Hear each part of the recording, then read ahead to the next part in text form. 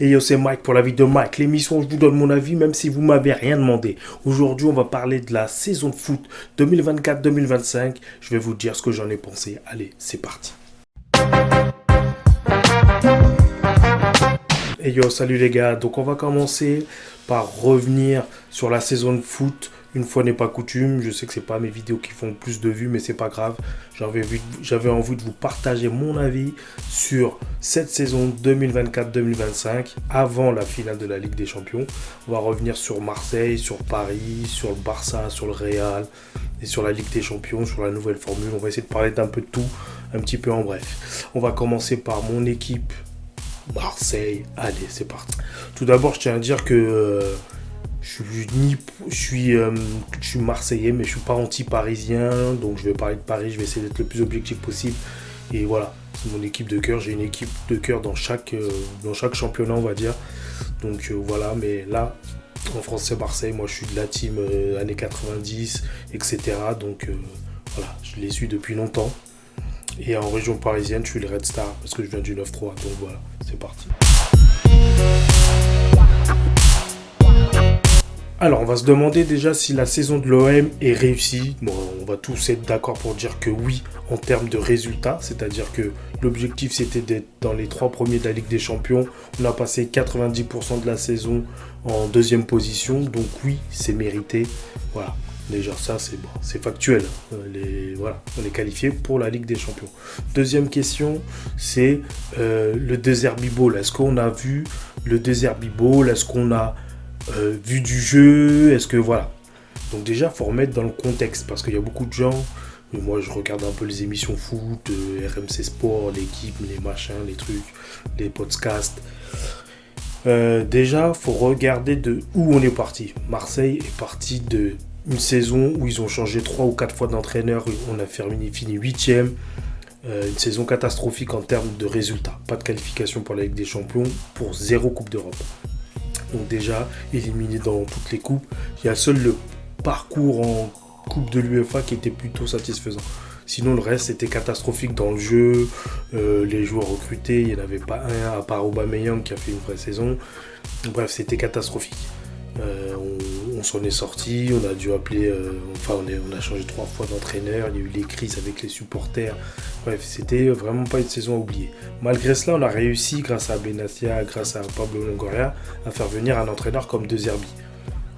C'est pareil, on a réussi à faire venir des joueurs comme Rabiot, Højbjerg, Greenwood. Voilà, Greenwood avec son passé, on ne va pas revenir sur le truc, même si je suis contre les violences faites aux femmes et que je lutte contre ça. Voilà, je pense qu'il a quand même, sportivement en tout cas, dû faire des choix. Il est obligé de prendre une autre nationalité, etc. Donc il n'a pas eu de forme pénale puisqu'il a été... il n'a pas été poursuivi, je crois qu'il a trouvé un arrangement là bien, mais bref, voilà, revenons sur le football. Greenwood, il n'avait pas fait de vraie saison entière avec la pression d'être un cadre important sur qui on compte sur toute une saison. Donc là, ça a été le cas, et malgré les critiques qu'on a pu dire, oui, il est inconsistant, il ne fait pas de repli défensif, on entend beaucoup ce refrain-là, on va dire, en ce moment, le repli défensif pour Mbappé, pour Vinicius, pour d'autres joueurs à l'époque, Messi, Neymar, bref. C'est un choix du coach. Là, le coach, il demandait les efforts défensifs et il les a pas assez fait. Mais il en a fait quand même quelques-uns, donc on va quand même lui laisser le bénéfice du doute. Donc, mais sinon, il a fait une bonne saison. Les gens, ils en demandent trop. Il a 23 ans, il a encore rien prouvé au haut niveau, même s'il faisait partie des joueurs de talent de Manchester United. Il a fait une saison réussie. Alors certes, il a marqué des pénaltys, mais comme Mbappé, à partir du moment où ton entraîneur, il te désigne comme tireur de pénalty, qu'est-ce que tu vas faire? Tu vas pas les compter dans les trucs? Mais bien sûr, dans les stats, bien sûr que tu les comptes. Donc voilà, des joueurs qui ont pu monter au haut niveau, en tout cas en première partie de saison, comme Luis Enrique. Voilà, Rabiot qui a confirmé que c'était un bon joueur, un grand joueur. Voilà, Højbjerg, moi je connaissais vraiment pas Højbjerg, c'est pas Tottenham, c'est pas une équipe que je suivais, je crois qu'il était même plus titulaire, mais voilà, Højbjerg, bonne surprise. On a eu un Rowe qui vient de Championship, voilà, qui a fait ses matchs, on lui demandait pas non plus de porter toute la saison de Marseille, donc voilà, il y a eu un mélange d'anciens et de nouveaux. Moi, pour le jeu, je suis partisan de dire qu'on a eu un meilleur jeu, même si parfois c'était stéréotypé, mais c'est pas ce que voulait l'entraîneur, hein, c'est les joueurs qui ont du mal encore à s'adapter, et aussi la qualité de l'effectif qui permettait pas forcément à tous les postes de jouer comme le voulait De Zerbi. Mais on a clairement vu une différence entre la saison dernière et cette année. Donc les gens qui me disent j'ai pas vu l'impact de Zerbi, les gars, vous avez pas vu le même football, je sais pas, vous avez pas vu la saison dernière comment on jouait et aujourd'hui comment on joue. Il y a quand même une grosse différence dans la récupération de balles, dans le jouer haut, dans le dispositif. Il y a une vraie volonté d'avoir la possession de balles, de jouer, de faire des balles dans la profondeur en aspirant l'équipe adverse et en jouant dans la profondeur, en jouant sur les côtés. Ensuite, De Zerbi, vous n'avez pas eu l'impact de De Zerbi. Il a su se remettre en question quand il a perdu, fait une série de défaites. Il a changé son système. Ça a marché.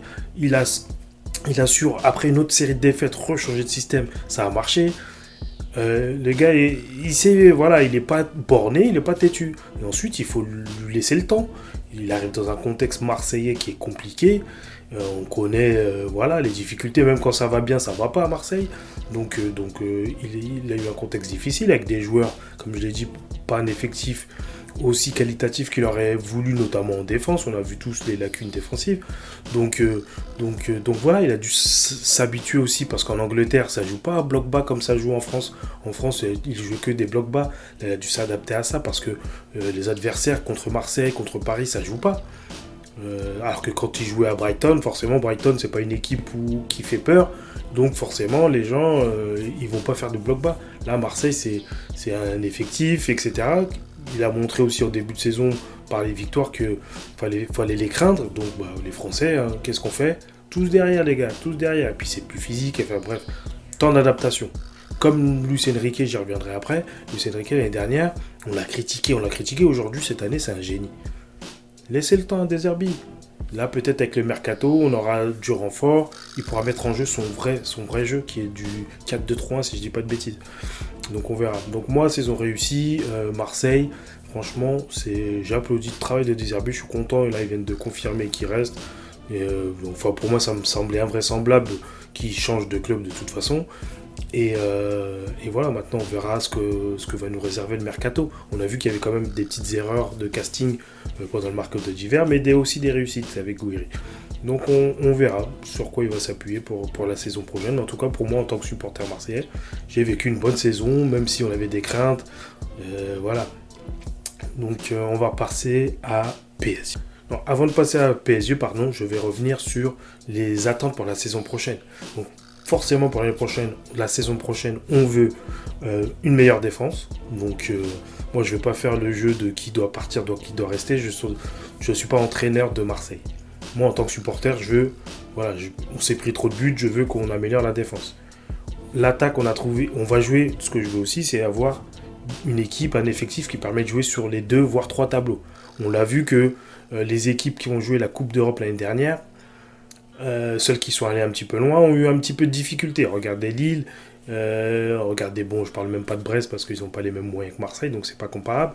Mais voilà, Monaco, ils ont réussi à maintenir leur statut, et aussi parce que les autres équipes ont eu des difficultés. Donc on va savoir une saison plus longue l'année prochaine, et il faudra pouvoir compter sur un effectif de meilleure qualité qui peut jouer à la fois sur la Ligue 1.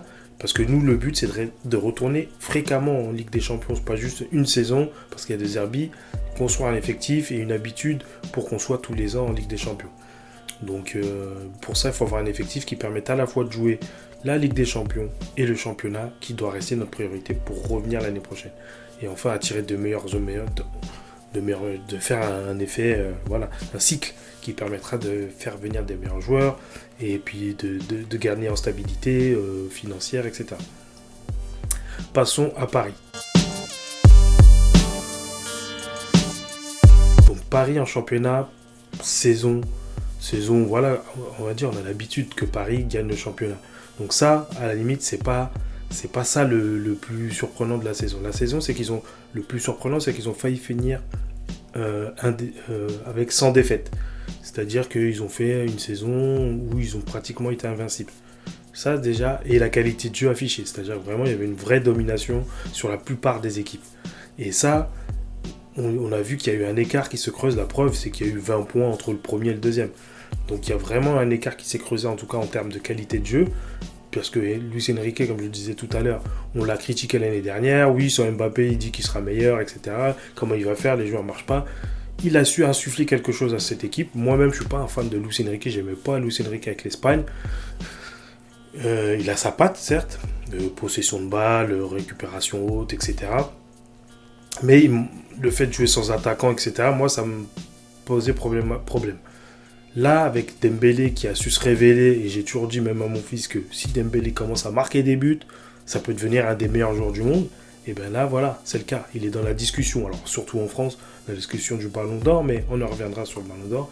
Mais voilà, ça reste qu'il a fait une vraie saison. En plus des passes décisives, des dribbles, de la provocation, il a marqué des buts. Donc en championnat, on va dire que c'est pas une surprise, juste la qualité de jeu affiché qui est bien. En Ligue des Champions, c'était très mal parti, justement parce qu'il y avait un manque d'efficacité devant les buts. Souvent, ils avaient dominé. Et ils ont réussi, avec le déclic à Manchester City, à passer cette étape. Et je pense que mentalement, ils ont passé un cap. C'est ça. Et je trouve que voilà, il y a plus de sérénité, même si ça a été dur à Aston Villa, ça a été plus compliqué, ils se sont fait peur. Mais de manière générale, ouais, ils ont parfaitement géré ça. Et contre Arsenal, ça aurait pu mieux tourner si Arsenal avait un vrai attaquant à ce moment-là. Je pense que ça aurait été différent. Mais voilà, malheureusement, ça fait partie des aléas du football. Leurs deux attaquants n'étaient pas là. Donc franchement, PSG, je referai le point un peu plus longuement s'ils gagnent la Ligue des Champions, ou s'ils ne gagnent pas d'ailleurs, pour faire le bilan. Parce que ça change de perspective, parce que faire coupe championnat, ils l'ont déjà fait plusieurs fois. Même si la qualité de jeu affichée était meilleure. Mais aller en finale, c'est pas souvent déjà, donc ça c'est une réussite en soi. Mais alors s'ils gagnent en plus, là vraiment, ça sera une autre saison. Encore, il y en a qui disent, voilà, en 2 saisons, est-ce que Luis Enrique ne sera pas devenu le meilleur entraîneur du PSG? En tout cas de l'ère Qatari, ça c'est sûr. Il aura eu les résultats que tout le monde a eu, c'est-à-dire gagner le championnat minimum, mais en rajoutant la qualité de jeu, en rajoutant une différence globale entre le premier et le deuxième. Alors vous pourrez me dire, oui, le budget, bien sûr, il y a le budget, ça joue, parce qu'ils ont quand même pu acheter Gvara, débourser 50 millions, c'est pas aucun club de Ligue 1 en deuxième partie de saison aurait pu dépenser sur un seul joueur 50 millions. Mais il y a aussi l'état d'esprit qui a été insufflé par Luis Enrique, qui était vraiment... voilà. Donc on verra bien ce que ça donnera, on en reparlera la semaine prochaine. On va parler maintenant du championnat espagnol Barça-Real. Parce que j'ai le plus suivi, j'ai moins suivi l'Angleterre. Barça-Real, j'ai plus suivi. Alors Barça, très fort dans le jeu. Football total, on y va, on va à l'attaque, on s'en fout, mauvaise défense, mais on s'en fout, on va pour l'attaque. Et ça c'était beau, ça c'était du football qui a fait plaisir, en tout cas à partir voilà, tous les matchs. Et ils ont un moment de creux, parce qu'en championnat, Real à un moment donné était devant, mais ils sont revenus, voilà. Ils marquent tant que tu marques plus de buts que l'adversaire, t'as gagné, c'est ça le principe du football. Et eux, ça a été exactement cette définition du foot avec Yamal. Mais je pense que plus que Yamal, les gens, ils ont la mémoire instantanée. C'est-à-dire qu'ils se souviennent des derniers matchs de Yamal. Mais je pense que Rafinha a plus porté le Barça que Yamal. Yamal, c'est vraiment sur les matchs de Ligue des Champions. Au final, quand tu regardes, on en reparlera dans la discussion Ballon d'Or, mais il ne fait pas gagner son équipe, en tout cas en Ligue des Champions. C'est-à-dire qu'il marque des buts importants. Mais au final, il ne fait pas gagner son équipe. Barça fait match nul chez eux. Et Barça perd à l'Inter.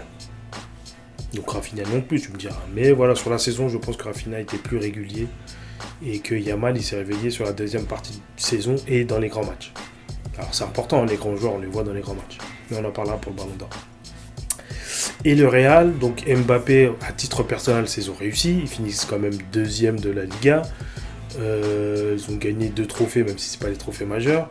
Avec tout ce qui s'est passé pour Mbappé, repositionnement numéro 9, découverte d'une nouvelle équipe, il finit soulier d'or. Donc, on peut dire ce qu'on veut, qu'on aime ou qu'on n'aime pas Mbappé.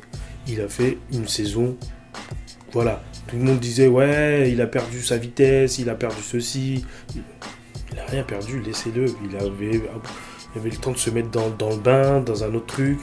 Voilà, les Parisiens, je sais qu'ils auront le seum, ils vont souhaiter sa perte. Mais c'est un joueur de foot. Moi, c'est pas mon joueur préféré, c'est pas mon... Mais, voilà, il est fort dans ce qu'il sait faire. Percuter, aller vite, marquer des buts. Et pour ça, c'est un des plus grands attaquants dans ce moment. Les gens le comparent à Yamal, c'est pas du tout le même rôle. Yamal, c'est plus un passeur qu'un buteur. Et un provocateur qu'un buteur. Alors, il a sa spéciale pour l'enrouler, etc. Mais il est moins bon finisseur qu'un Mbappé. Et c'est pas le même rôle qu'on lui demande. S'il marque, il marque. Mais c'est pour ça que c'est Lewandowski et c'est Rafinha les meilleurs buteurs. C'est pas lui. Parce que c'est pas encore son rôle. Après, on va voir comment il va évoluer. On sait que les joueurs peuvent évoluer. Voilà, Mbappé il a commencé à gauche, il a fini dans l'axe. Des Thierry Henry qui ont commencé à gauche. Enfin bref, des Messi qui étaient à droite et qui finissent milieu ou quasiment numéro 9. Donc ça peut évoluer. Mais voilà. Mais en tout cas, Real par contre, catastrophique en termes de saison. Je pense que des erreurs de la direction, de ne pas avoir remplacé Kroos, de ne pas avoir pris de joueurs en défense, et ça s'est ressenti. Alors dans le championnat domestique, ça suffit avec les Mbappé et les 3 stars, mais ça ne suffit pas au niveau international. Et en plus, le creux d'Mbappé est tombé au moment de la Ligue des Champions. Donc les gens, ils l'ont pris pour ces matchs-là, et ils en attendent beaucoup pour ces matchs-là. Mais avec un meilleur effectif, je pense que oui, il sera présent. Il sera présent, il marque dans les finales, il marque dans les grands matchs en général, sauf en Ligue des Champions cette année, mais contre le Barça, il a marqué. Bref. Après, il y a des gens qui me disent que ça déséquilibre. Non. Avant Mbappé, sauf l'année dernière, mais avant Mbappé, il y avait un numéro 9 qui s'appelait Karim Benzema. Donc le Real s'est joué avec des numéros 9 qui sont bons. Donc ne me dites pas juste c'est Mbappé qui a déséquilibré. C'est pas Mbappé qui a déséquilibré. C'est le départ de Kroos, c'est le remplacement, l'équipe vieillissante, le non-remplacement de certains joueurs. Voilà, il y a tout un contexte qui fait que. Puis le Real ne peut pas gagner la Ligue des Champions tout le temps. Voilà, ni le championnat. Et oui, il faut revenir à des bases. Voilà, de temps en temps, il y a des cycles, c'est Barça, des cycles, c'est Real. Real, je pense qu'ils ont eu un bon cycle. Peut-être là, c'est l'ère du Barça qui revient. Donc on verra bien ce que va faire Xabi Alonso. Je suis curieux de voir ce qu'il va faire avec cette équipe-là, le recrutement aussi qu'ils vont faire. Mais voilà. Donc ça, c'est tout ce que je pouvais dire sur le Barça Real. On va revenir sur le Ballon d'Or, parce que j'ai pas fait tous les autres championnats, donc voilà. Ballon d'Or. Donc comme je l'ai dit, beaucoup de gens pensent que c'est Yamal parce que sur les demi-finales, il était stratosphérique, faut le dire. Il a fait mal à l'Inter, mais faut se souvenir que contre Dortmund, ils ont failli sortir aussi le Barça. Et que, comme je l'ai dit, une partie de la saison, Yamal, il marquait moins. Alors, il était toujours dans la provocation. Il a une intelligence de jeu, une vision du jeu qui est au-dessus de la moyenne pour son âge. Et une maturité, voilà, avec son pied gauche. Mais en tout cas, pour moi, pour le Ballon d'Or, c'est trop tôt. Le gars, il a le temps de le gagner. Il a le temps de le gagner. Donc après, on parle pas si... pour moi, je suis un vieux de la vieille. Quand il y a en saison Euro, Coupe du Monde, pour moi, c'est un joueur qui a brillé dans ces compétitions-là qui doit gagner. Et quand il n'y a pas, il y a la Ligue des Champions. C'est dans la Ligue des Champions parce que tu t'affrontes les meilleurs. Dans ton championnat, oui, tu peux être fort en fonction de la faiblesse ou de ton championnat. Voilà, c'est bien, même si tu mets... Alors bien sûr, si tu arrives à faire les deux championnats de Ligue des Champions, c'est là que tu vas montrer toute ta valeur. Donc je privilégierai quelqu'un qui gagnera la Ligue des Champions ou qui aura fait un bon parcours en Ligue des Champions. Et qui aura été régulier sur l'ensemble de l'année. Et pour moi, un mec comme Dembélé, il y a eu Salah en première partie de saison qui a fait des choses stratosphériques. Pour moi, c'est la régularité et être là dans les grands rendez-vous. Et donc, pour la régularité, je pense que Dembélé a été régulier en termes de provocation, il a changé de poste, etc. Mais il a toujours été régulier. On voit quand il est là et quand il n'est pas là dans ses matchs. Après, bien sûr, il a eu un pic de but, même si c'est pas son truc. Et là, il marque un peu moins, mais ça me dérange pas parce que là, c'est pas son rôle premier. Et il tue moins de pigeons surtout, c'est ça qui est important. Mais au niveau de la régularité, si Dembélé gagne la Ligue des Champions, moi je donne à Dembélé. Ça, c'est mon avis personnel. Yamal, il a le temps de le gagner et de reprouver encore et d'être plus régulier sur la saison, même s'il a été bon pour son âge, parce que les gens, on compare par rapport à son âge. Là, il joue avec les adultes, donc là, on va le comparer par rapport à un adulte. Est-ce qu'il a fait une meilleure saison que Dembélé ? en termes de chiffres, de stats et de trucs dans son équipe, je suis pas sûr. Pendant un moment, on disait Rafinha. C'était Rafinha qui était devant. Là, juste parce qu'il a fait 2-3 matchs stratosphériques, on parle plus de Rafinha. On parlait de Salah. Salah, son parcours en Ligue des Champions a été stoppé, donc ça va être plus compliqué pour lui. Mais voilà, donc pour moi, il y a des gens qui sont avant Yamal. Même si je pense que dans les années à venir, clairement, ça va tourner autour de lui. Ça va tourner autour de lui. Et encore, faut pas se projeter. On va voir, faut qu'il confirme. Faut qu'il confirme les attentes, qu'il ne prenne pas le melon. Ça va être dur parce qu'il va être starifié maintenant. Il est hyper jeune, donc j'espère qu'il est bien encadré. Et puis on voit. Donc voilà pour le Ballon d'Or, mes pronostics, mes prévisions. Hein. Après, il faut considérer que c'est tous les joueurs qui votent. Et je pense que les joueurs vont être impressionnés par ce qu'ils ont vu. Sauf s'il y a une finale stratosphérique de Dembélé, qui met un doublé ou un triplé. Ben là, on va parler de Dembélé. On va dire, ouais, Dembélé, il a fait une vraie saison. Mais comme le championnat français, quand il n'est pas super mis en avant par rapport au championnat espagnol ou les trucs comme ça, il part un peu avec un handicap Dembélé, moi je trouve, par rapport au championnat anglais ou espagnol. Championnat italien, pareil, c'est un handicap parce que les gens regardent moins. Donc on verra bien.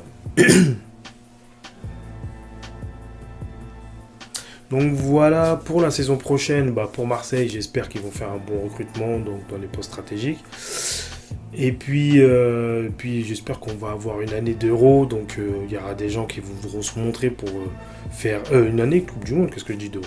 Il y a une année de Coupe d'Afrique et d'Euro. Donc ça va être encore une belle année qui va s'attendre. Mais beaucoup de matchs aussi pour les joueurs. Je trouve même un peu trop de matchs. La nouvelle version de la Ligue des Champions, certes, c'est plaisant. Mais beaucoup trop de matchs. Beaucoup trop de matchs. Et tu peux arriver à saturation. T'imagines, là, tu vas avoir la Coupe du Monde des clubs. On a à peine fini le championnat. Coupe du Monde des clubs. Ensuite, tu vas enchaîner. Le championnat va reprendre plus tôt parce qu'il y a tout ça. Il n'y a pas de trêve. La Ligue des Champions. Il y a la Coupe d'Afrique. Et ça va reprendre la Ligue des Champions, le championnat. Et puis après, tu enchaînes avec la Coupe du Monde. Il y a plus d'équipes, donc plus de matchs. Donc voilà. Voilà. Pour le football. En tout cas, moi, j'ai bien kiffé cette saison, en tout cas. Et on verra ce que nous réserve la Ligue des Champions. Allez, c'était Mike pour la vie de Mike. Ciao.